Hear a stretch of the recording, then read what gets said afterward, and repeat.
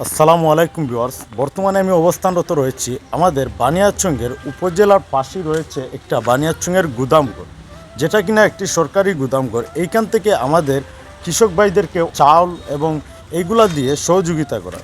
এই গুদামঘরে মজুত করা রয়েছে অনেক চাউল, যেগুলো আসলে আমাদের এই বানিয়াচংবাসীদের জন্য যে আসলে চাউল, ধান, গম এগুলো আসলে মজুত করে রাখা হয় গুদাম করে, আমরা যতটুকু জানি।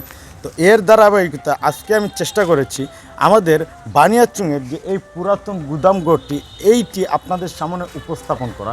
আসলে এইটা অনেক বছরের পুরাতন একটি গুদামঘর, যেটা আমাদের বানিয়াচং বড়বাজার উপজেলার পাশে অবস্থিত। এই পুরাতন গুদামঘরটি আসলে এটা ঐতিহ্যের একটা প্রতীক। আর পাশে রয়েছে ছোট্ট আরেকটি ঘর, এটা হয়তো আরও কোনো কিছু একটা ছিল। আর এইখানে রয়েছে কিন্তু বানিয়াচংয়ের উপজেলা সব কিছুই কিন্তু এই দিকের মধ্যে অবস্থানরত। আর এর ধারাবাহিকতা এইখানের মধ্যে সবথেকে যে পুরাতন দৃশ্য সেটা হচ্ছে গিয়ে এই গুদামঘর।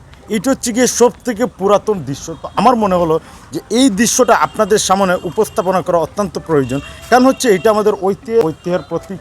যেমন এটা অনেক ইতিহাস রয়েছে, হয়তো বহুকাল বহু বছর আগে থেকে এই গুদামঘর থেকে আমাদের বানিয়াচংবাসীরা এখান থেকে চাল গম পেতেন। এটা আসলে অনেক বড় পাওয়া বলে আমি মনে করি।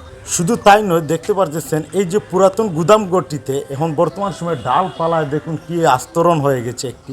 এটা আসলে ঐতিহ্যের ঐতিহাসিকতা বহু বছর আগের। এর কারণে আসলে এটার মধ্যে দেখুন তো, যেখানে গাছপালা মাটিতে হয় ওইটা ওয়ালের মধ্যে দেয়ালের মধ্যে হয়ে গেছে। এটা আসলে অনেক বড় একটা পাওয়া বলে আমি মনে করি। আর এর দ্বারা হইতে দেখতে পাচ্ছেন এই যে সুন্দর একটি চিত্র, এটা আসলে আমাদের বানিয়াচং গ্রামে অবস্থিত আর একটি গুদামঘর, যেটা আসলে অনেক পুরাতন বহু বছর আগের একটা স্মৃতি। আর দেখতেই পারতেছেন দেয়ালের মধ্যে গাছপালা উঠে গেছে। এটা আসলে অনেক বড় চিত্র। এদিকে রয়েছে আরও পুরাতন কিছু দৃশ্য, যেগুলো আসলে দেখার মতো। পাশে রয়েছে একটি বড় পুকুর।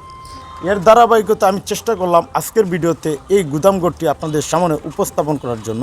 জানি না কেমন হয়েছে, ভিডিওটা ভালো লাগলে বেশি করে শেয়ার করে দেবেন। আর আমি প্রতিনিয়ত চেষ্টা করে যাচ্ছি পুরাতন ঐতিহ্য আপনাদের মাঝে তুলে ধরার জন্য, তাই ভিডিওটা বেশি বেশি করে শেয়ার করে দেবেন। ধন্যবাদ। আসসালামু আলাইকুম।